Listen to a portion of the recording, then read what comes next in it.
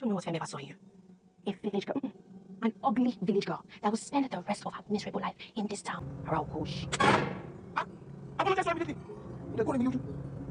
Hi, in this video, I will be reviewing the Nigerian movie Farmer's Bride, which you can watch on Netflix. So this movie tells the story of this farmer, Odun, a wealthy farmer who gets married to this young lady, Fumi, against her wishes. It's more a case of an arranged marriage. So her family was, gifted lands, in exchange for, the hand of their daughter. And, she is to marry this man. So she's very upset about it, that how would her family want her to marry an old farmer, like she puts it. The man cares for her, her wants to take care of her, but she is just very upset and very expressive about her, this dislike for the man. Then comes into the picture Odun's nephew. He's very young, handsome, good-looking nephew, Femi, who happens to be the guy of Fumi's dreams. Like, first time she met him was like her heart were just in her eyes. So she liked Femi from the first time she met him. And one thing led to another, and they started a full-blown affair. The both of them. It's crazy, right? Your uncle's wife and your is it sister-in-law or be auntie-in-law. Both of them were having a relationship. And that, led into them doing a lot of things that they were not supposed to do, and they had to deal with the consequences of all their actions. So it's just a very nice story. And of course it's set in the 1980s, of course, with the vibe, the dressing, the hair, the music, the whole rural setting, farmlands and all of that. So it's also it's a refreshing watch. The movie is directed by Adebayo, Tijani and Jekenet. For the actors and performances in this movie, of course, the first person I'll talk about will be the character Fumi, who is played by Gbubemi Ejeye. So Fumi is this young, newly wedded wife that's she's made to marry this older man. So I really enjoyed her character because she really did embody a very vindictive, a very no nonsense. She's quite blunt. She expresses, says it as it is kind of person. And I think Gbubemi Ejeye really did such a good job, bringing the character for me to life. From the first time we saw her, from the first scenes with her distaste in, wanting to marry this older man, to, her, falling for Femi and, her becoming a very vile, evil, manipulative person and, her becoming very self-absorbed and all about herself and just didn't care about the consequences that followed later on. So it was very powerful to see that come into play in the movie. And of course we get to see character Femi, who is played by Tobi Bakre. So it was nice, of course, seeing Tobi not in his usual action type scenes. It was nice seeing him in a laid back, more subtle scene. And he is a talented actor, of course, and he did not disappoint in this movie. Just I don't know why most of the time in this movie he had to see Toby shirtless, but yeah, so he did his thing with he was more like the ladies man, because he had a girlfriend in the movie. Then he started moving to his uncle's wife, and that was just crazy to me how that all happened. But it was also nice to see that despite all that was going on, because at the point it seemed like Femi did not have a mind of his own. It seemed like Fumi was controlling and making him do things he didn't want to do. But it was nice to see that he actually was able to do certain things that he wanted to do. Then of course we get to see the character Odun, who is the wealthy farmer, who is played by Femi Branch. So the character Odun is this very successful farmer. Like he's quite popular in his town because he's so reputable and people respect him as if he was more than a farmer to these people, because he would play his drum for them and sing and entertain them, and it was like people actually liked him, but he was that lovable person. But his wife was the only person that did not see that. She didn't want to see, just because he is not the person she would have ideally gone for, and it was all done against her wishes. So she just saw him as this evil villain that wrecked her life basically. But he was genuinely like a nice guy. He cared for her and he loved her in the little ways he could, and he just wanted to take care of her, and even going as far as dyeing his hair so he would look a bit younger for his young wife. Right, he did really really well in this movie. And of course we get to see character Morenike, who is played by Mercy Aigbe, who happens to be Odun's sister-in-law. So her husband was Odun's older brother. So yeah, so he passed away, and she's still family basically. So she's also a healer, a priestess, and she has this thing with herbs and these mystical powers and gifts. Yeah, so that is that about her. And in a sort of weird way, she is very, very close to Odun. In a weird way, also, it looks like there may be more than brotherly, sisterly feelings between the both of them. It just seemed like there was more, because it was a bit too much at some point. It seemed like she was in love with Odun, and it was more like she loved someone that did not love her, sort of thing. But yeah, but that's just by the way.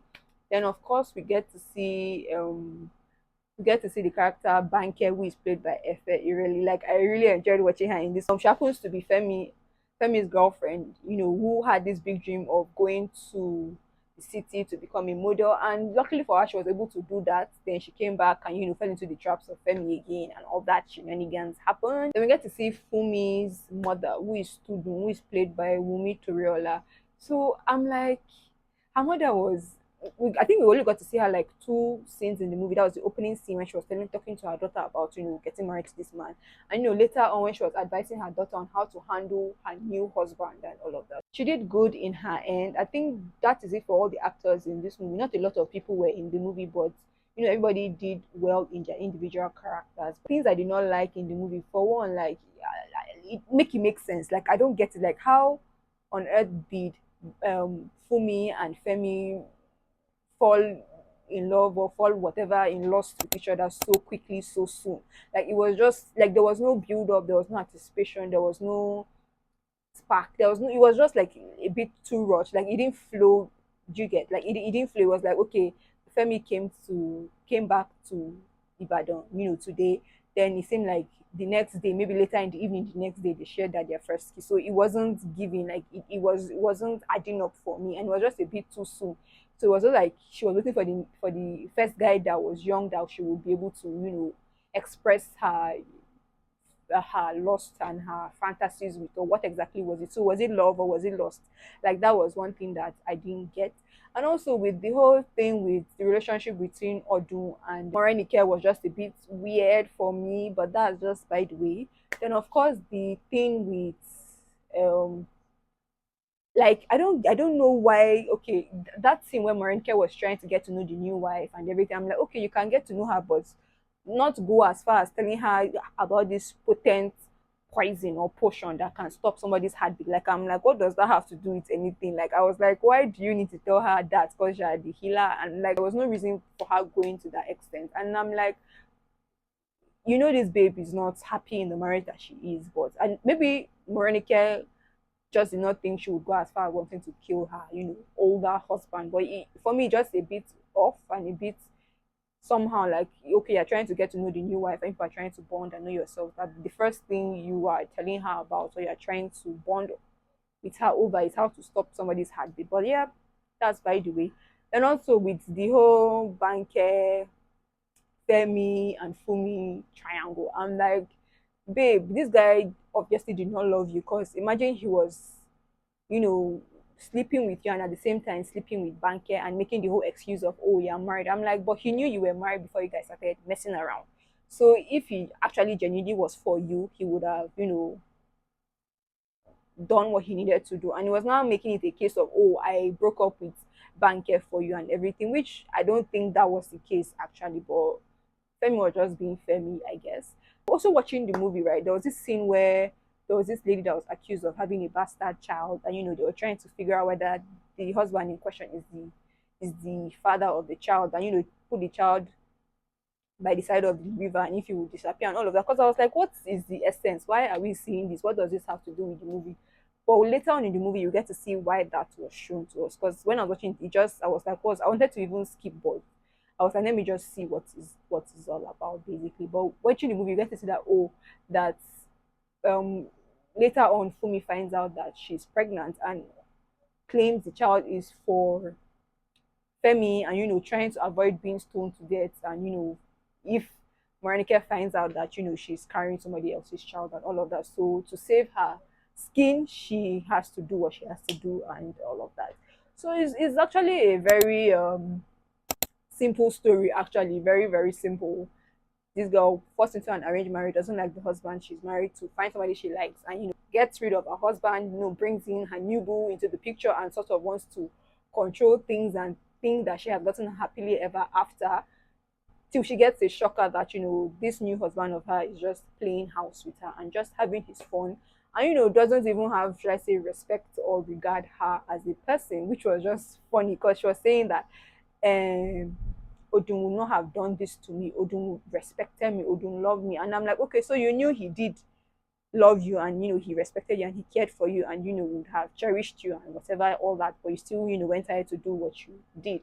So it was like so funny that later on, this person that she despised so much was who she was now comparing Femi to later on, which was just wild.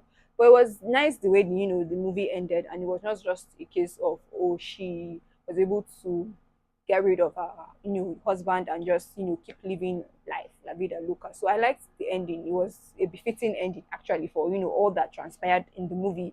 But I'm like, did Bankia really need to die though? Did she need, like, it was like anything that happens in her chain of thought is just to kill, to end somebody's life basically. So I'm like, it was so convenient to get rid of the one person that was a competition or that was challenging her marriage with Femi, and it was convenient that that person was Bankia and she was able to get rid of her and use Femi to get rid of her, which was funny. And also with the thing of Morenike and her calling Odun back from the spirit realm to come and avenge his death and kill whoever it is that killed him and everything. So that whole supernatural thing that was in play was nice to see, and it was just funny because I'm like, okay, Fumi told us that this child is for Femi, but why is it that when Morenike was playing the drum and all of that, it seemed like her baby wasn't so restless anymore? Like, I don't get it. Like, or was it just the spirit that was just tormenting Fumi? But yeah, that's just by the way. Some of the themes you can pick up on in the movie will be the theme of passion, of course, betrayal, jealousy, power, of course, having to deal with the consequences of your actions. Like, every action has a reaction, and all the decisions she made, she had to deal with the repercussions of everything she did. Yeah, which is just like basically. So karma dealt with her. She could not, she couldn't do all those wrongs and just get away with it basically. Have you seen the movie Farmer's Bride? It is a Nigerian movie and you can watch it on Netflix. Tell me your thoughts down in the comment section. Whose character did you enjoy watching the most? Who did you not like seeing the movie? What stood out for you the most, or what upset you the most in the movie? If you liked this video, please smash the like button. If you're new to my channel and you like videos like this, do subscribe. Check out my other videos. Thank you so much for watching, and I'll see you in my next video. Bye.